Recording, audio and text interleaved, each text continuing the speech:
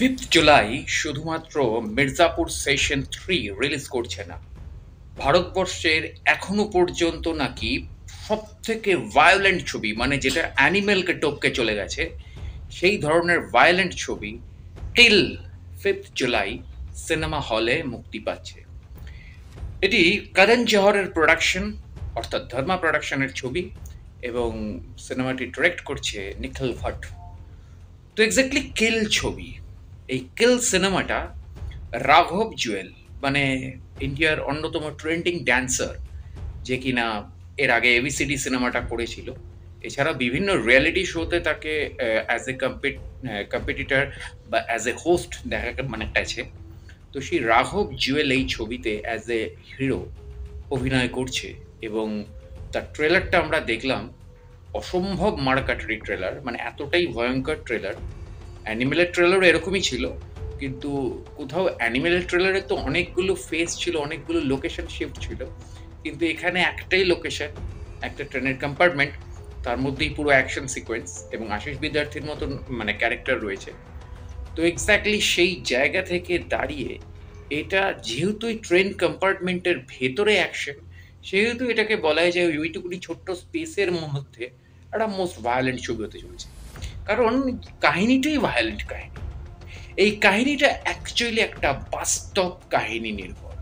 2010 সালের 2রা সেপ্টেম্বর আমাদেরই পশ্চিমবঙ্গের চিত্তরঞ্জন এবং আসানসোল স্টেশনের মাঝখানে হাতিয়া গোরখপুর এক্সপ্রেসে, অর্থাৎ গোরখপুর থেকে রাঁচি যাওয়ার সময় রাত্রিবেলা ট্রেনে একটি দুর্ঘটনা ঘটে। দুর্ঘটনা কিছুই নয়, তৎকালীন সময়ে ওই আসানসোল আর চিত্তরঞ্জনের মাঝখানে যারা ওই রুটে যাতায়াত করেন, আমারও যাতায়াত হয় ওই রুটে, তো এক্স্যাক্টলি তখনও হতো, কিন্তু আমি রাতের ট্রেনটা মানে ধরতাম না বলে আমি অতটা ফেস করিনি এসব। কিন্তু এটা শুনতাম যে ওইসব দিকে তখন তৎকালীন আমলে, এখন নয়, তৎকালীন আমলে রাতের দিকে ডাকাতি হতো। তো এক্স্যাক্টলি এরকমই 2010 সালের 2রা সেপ্টেম্বর হাতিয়া গোরখপুর এক্সপ্রেসে রাত্রিবেলা ডাকাতি হয় চিত্তরঞ্জন এবং আসানসোলের মাঝখানে। আর সেই সময়ে ট্রেনে ইন্ডিয়ান গোর্খা রেজিমেন্টের এক্স, অবশ্যই এক্স, কেননা তখনই মানে তিনি রিটায়ারমেন্ট নিয়ে বাড়ি ফিরছিলেন, সেই গোর্খা রেজিমেন্টের নায়ক বিষ্ণু শ্রেষ্ঠা প্রেজেন্ট ছিলেন ট্রেনের মধ্যে। আর বিষ্ণু শ্রেষ্ঠার সামনেই এই ডাকাতিটা হচ্ছিল। তো একটা সময় অবধি বিষ্ণু শ্রেষ্ঠা প্রায় 40 জন ডাকাত, ঠিক অনেক সেই আলিবাবা 40 চোরের মতো 40 জন ডাকাত একদিকে ডাকাতি করছে, আরেকদিকে বিষ্ণু শ্রেষ্ঠা বসে বসে দেখছে। এমনটা তো নয়, তাকে যখন এসে চার্জ করলো ডাকাতরা, তখন কিন্তু সে বলেছিল আমি ইন্ডিয়ান আর্মিতে চাকরি করি। তো ডাকাতরা তাকে ছেড়ে দিয়েছিল, তাকে কিচ্ছু বলেনি। অন্যান্যদের কাছ থেকে ডাকাতি মানে করছিল। বিষ্ণু শ্রেষ্ঠা ট্রাই করছিল একটা কিছু প্রতিহত করার, কিন্তু তার ধৈর্যের বাঁধ ভাঙল তখন যখন তার পাশের সিটের একটি 18 বছরের মেয়েকে এই ডাকাত দল রেপ করার জন্য বাথরুমের দিকে নিয়ে যাচ্ছিল। সেই সময় গোর্খা তো, আর গোর্খাদের সাথে লড়াই কি হতে পারে সেটা দ্বিতীয় বিশ্বযুদ্ধ, প্রথম বিশ্বযুদ্ধ দেখে নিয়েছে।